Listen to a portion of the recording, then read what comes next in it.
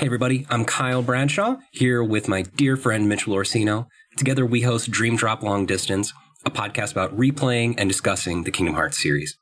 As a special treat, before our replay of Kingdom Hearts 2, we decided it might be fun to talk about the hype that was built up around this game ahead of release. Man, Kyle, I don't know about you, but I remember exactly where I was when I watched the Kingdom Hearts 2 trailer for the first time. Yeah? Yeah, man. It was... So, I grew up in a very, very, very, very small area of South Louisiana, and there weren't a whole lot of kids on my block. And it was... So, there was one guy about my age, and I had ridden my bike down to his house that day.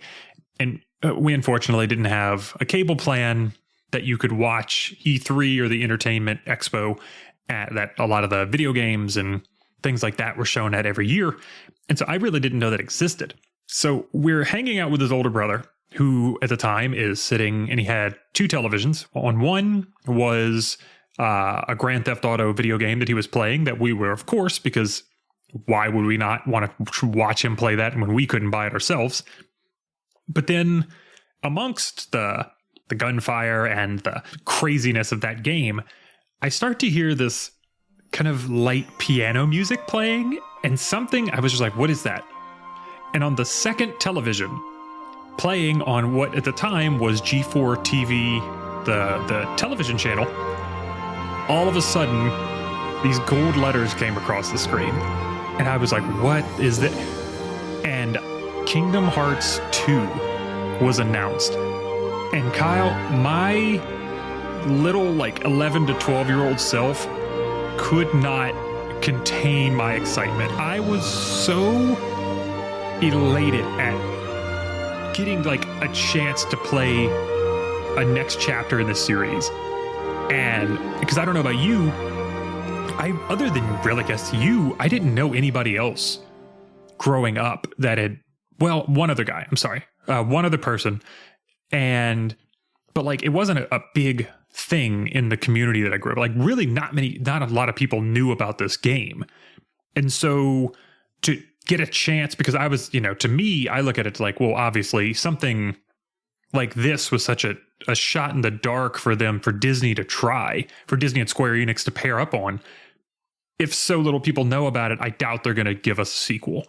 And to see that, I still did it. I think about it, and we actually, right before this recording, watched the trailer, which we're going to link in the show notes, and just to get us excited about talking about it more.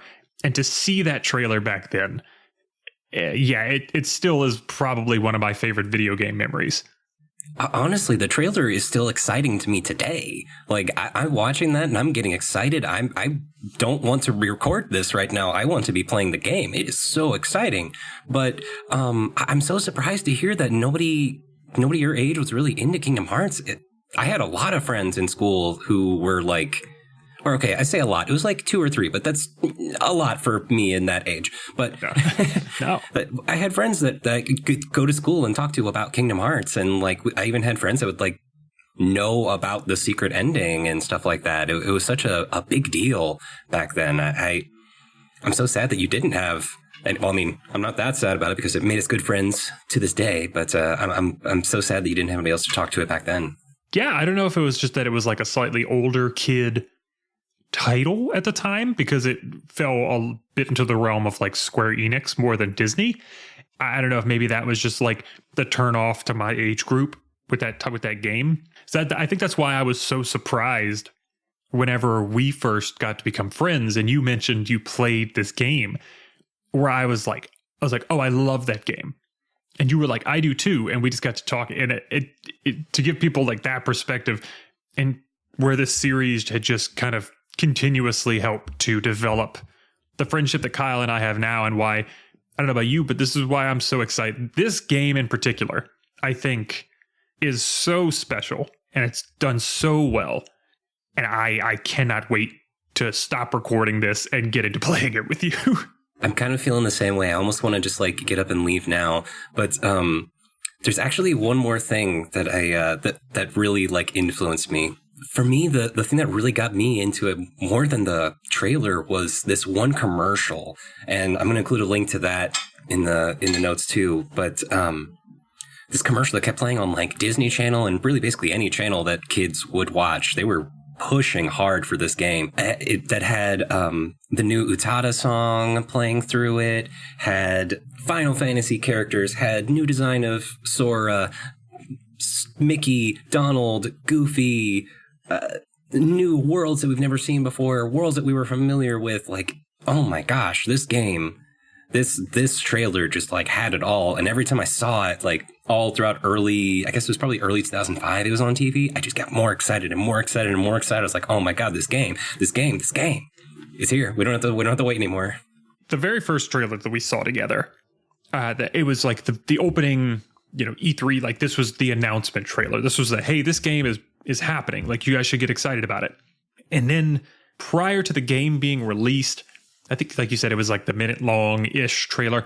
Man, they threw everything at you. They're showing you stuff from these new levels that get you so amped to play this game. Like, these new systems and new types of magic you're using, and these brand new characters and worlds. And, oh, yeah, dude, it's going to be great. If you haven't started playing along at home, get going with like really, Kingdom Hearts 2 is the game to be playing. Yeah, whether you've played it before or you're replaying it as an adult or what, it doesn't matter how many times you've replayed this game. It really holds up, and I'm genuinely excited to get the chance to go through it again and to take it a little slowly with you, my friend. Yeah, because I feel like that's one good thing that's come from this, and I've really loved doing with you, is to be able to dissect these games more. Because I know as a kid, I completely bull rushed through this thing and was just like, I want story, punch, kick, blow things up, keep going. I didn't do much of the side stuff whatsoever. So on that note, I think it's time, Mitchell, to actually play Kingdom Hearts 2. Yes. Okay. Yes. Well, Kyle, and to everybody listening, I am so excited to get this started, and we will be back with you, dear listener, on episode 1 of our Kingdom Hearts 2 playthrough here on Dream Drop Long Distance. Alrighty, buddy. That new episode's will be starting back soon. Take care. You take care too. Talk to you soon.